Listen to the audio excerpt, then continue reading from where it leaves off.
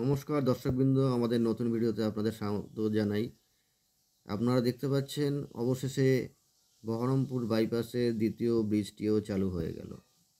এটা খুবই ভালো খবর সব দর্শকবৃন্দর কাছে।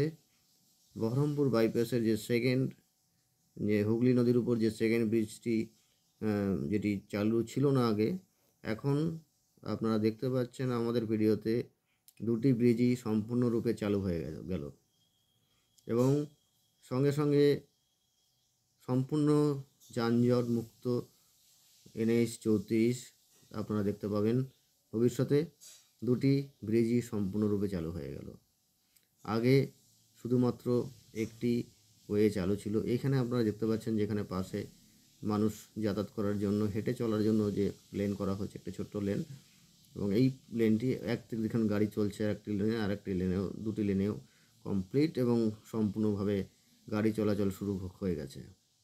এটা খুবই ভালো খবর সব দর্শকবৃন্দর কাছে, বিশেষ করে বহরমপুরের জনগণের কাছে।